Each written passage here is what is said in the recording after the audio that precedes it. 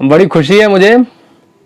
अब जी न्यूज़ वालों को, एबीपी न्यूज़ वालों को, आज तक वालों को, आप सबको पड़ गई तसल्ली, ठंडक पड़ गई ना कलेजे में। मतलब करा ली अपनी ऐसी कम तैसी। बहुत दिन से 25 तारीख 26 तारीख से, जब से ये मरकज का और तबलीगी जमात का मामला शुरू हुआ है, तब से तुम लोगों ने इतनी गंद मचा के रखी हुई थी। और तुम लोगों की वजह से ना, ये मीडिया जो 3 मैंने नाम लिए स्पेशल, तुम 3 लोगों की वजह से हिंदुस्तान में इतना भड़काऊ माहौल क्रिएट हुआ। और उसके बाद फिर सोशल मीडिया और व्हाट्सएप ने तो रही सही कसर पूरी कर ही दी। अब जो इतनी घटिया जो बेइज्जती हुई है ना अपनी हिंदुस्तान की, अब तो शायद प्रधानमंत्री जी को गृह मंत्रालय में वो अमित शाह जी बैठे हुए हैं, अब तो शायद आँख खुली होगी ना। ये अननोटिस नहीं जाने वाला सर जी, ये अननोटिस नहीं जाने वाला। जो भी ये गलत हो रहा है ना देश में मुसलमानों के खिलाफ, ये जो ओवर रिएक्शन जो किया जा रहा है कुछ अंधभक्तों द्वारा, ये लेके डूबेगा हमारी पार्टी को।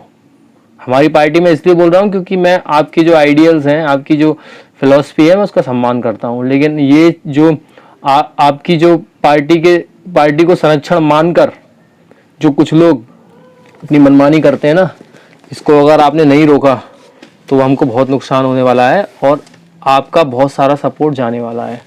देखिए, अब मैं चर्चा शुरू करता हूँ। दुबई में एक आदमी है, सौरभ उपाध्याय।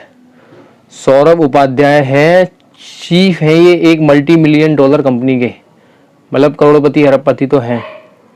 और ये ना ट्वीट डाले जा रहे थे पिछले 10-15-20 दिन से, जब से ये तबलीगी वाला, ये जो मरकज वाला मैटर हुआ है। अभी कुछ दिन पहले, वैसे तो उन्होंने बहुत सारे हेटफुल ट्वीट्स डाले हैं, लेकिन एक अभी इन्होंने कुछ दिन पहले ट्वीट्स डाला था, 2-3 दिन पहले, कि इन्होंने तबलीगीज को बोला था रेडिकल इस्लामिक टेररिस्ट। सुन रहे हैं आप? रेडिकल इस्लामिक टेररिस्ट, मतलब इस्लाम आ गया एक तो इसमें शब्द, आप ध्यान दीजिए, फिर टेररिस्ट आ गया।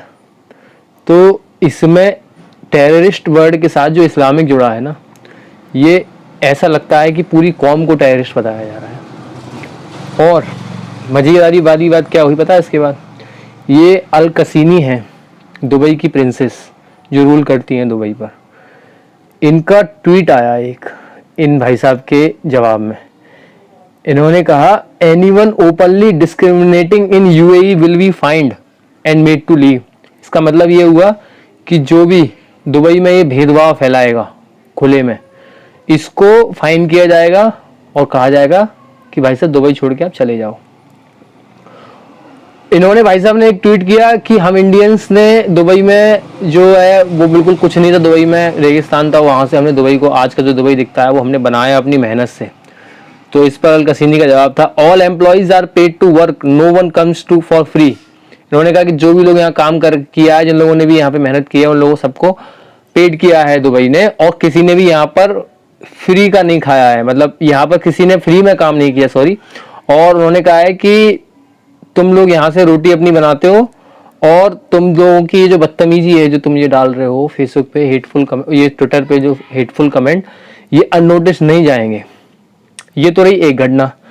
दूसरी घटना, ये एक प्रीति गिरी है, ये एक एग्जीक्यूटिव डायरेक्टर हैं एक बहुत बड़ी कंपनी में दुबई में ही, और इन्होंने भी कई सारे हेटफुल कमेंट किए हैं वहाँ मुसलमानों के बारे में, तबलीगी जमात के बारे में, कि ये लोग जो हैं ये टेररिज्म फैला रहे हैं वहाँ पर।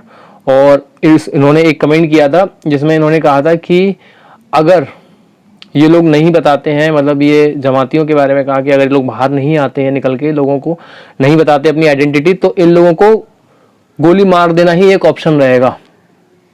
ये इन्होंने एक ट्वीट किया था वहाँ दुबई से। और इन्होंने एक आमिर खान के बारे में ट्वीट किया था कि आमिर खान जैसे लोग जो हैं वो भोले वाले हिंदू आमिर खान की चालाकियाँ नहीं जानते, और ये थोड़े दिन बाद फिर से आमिर खान की फिल्में देखने चले जाएंगे और फिर उसको करोड़ों रुपए कमा के देंगे।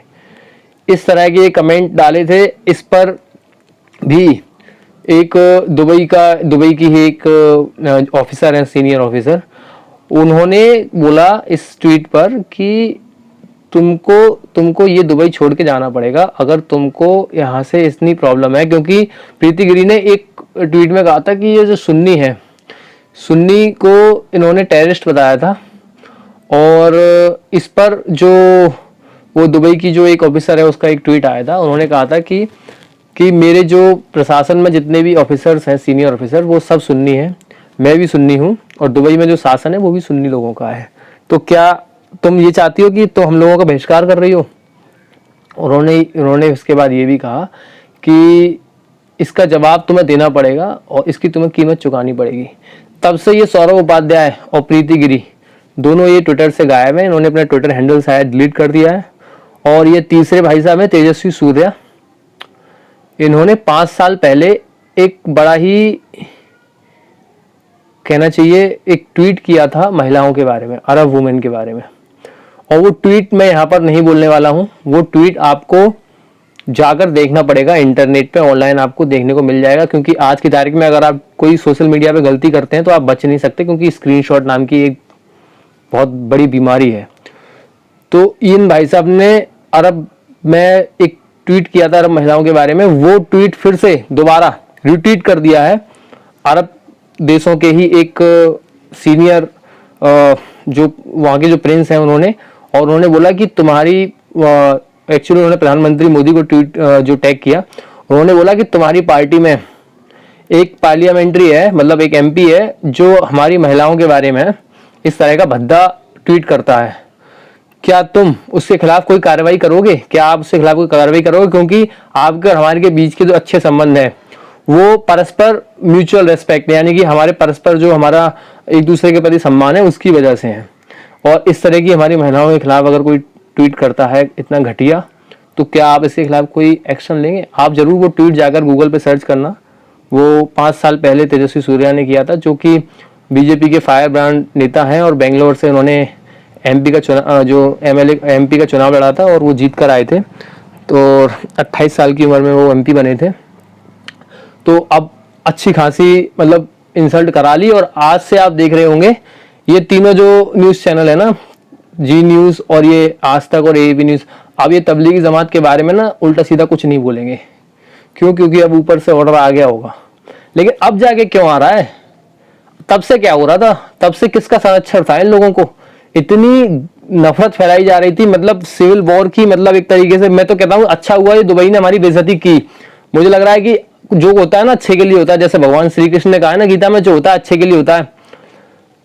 अगर ये नहीं हुआ होता ना तो शायद देश में समझ लो विनाशकारी लेवल पर मतलब दंगे हो जाते। तो अब अच्छे से बेइज्जती हो चुकी है, अब शांत बैठ जाएंगे सब लोग। और मुझे खुशी है कि जो मुझे डर था एक सिविल वॉर हो सकता है, कोई बड़ी घटना हो सकती है, वो शायद अब ना हो। क्योंकि शायद अब जो आला कमान है ऊपर वो थोड़ा सा इसको मामले को टाइट करें, क्योंकि बहुत दिनों से ये चीज़ें बहुत ज़्यादा बढ़ गई थी। और एक बात लास्ट में हम लोगों को ध्यान रखनी चाहिए कि हम एक सेक्युलर देश हैं, हम एक संविधान के हिसाब से चलने वाले देश हैं। आप कोई भी काम कीजिए, आप संविधान के हिसाब से करेंगे तो इसमें कोई बुराई नहीं है। लेकिन अगर आपके संरक्षण की आस में अगर कुछ लोग यहाँ पर लोगों को अगर डराएंगे, धमकाएंगे और देश में नफरत का माहौल पैदा करेंगे, तो ये जो जनता है ना, आज भी जो हिंदुस्तान की मेजॉरिटी है वो बहुत इंटेलिजेंट है, वो सत्ता में आपको रुकने नहीं देगी। ये बात आप नोटिस कर लीजिए मेरी। तो इसी के साथ मैं वीडियो ख़त्म करता हूँ।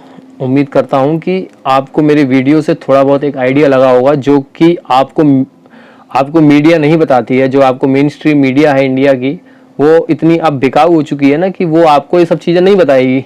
मैंने आप लोगों को ये सब बताया है क्योंकि मेरे को कुछ सोर्सेज हैं ऐसे जो सच बोलते हैं, सच का साथ देते हैं। बहुत कम हैं ऐसे, लेकिन सच का साथ देते हैं। वो सारी रिसर्च करके मैं आप लोगों के लिए ये इन्फॉर्मेशन लेके आया था कि जो आप पूरे दिन जो कोरोना देखते रहते हैं टीवी पर, इसके अलग क्या क्या गुल खिला रहे हैं हमारे जो नौजवान हैं जो दुबई में और सऊदी अरब में, और हमको क्या क्या सुनना पड़ रहा है। धन्यवाद। जय हिंद, जय भारत।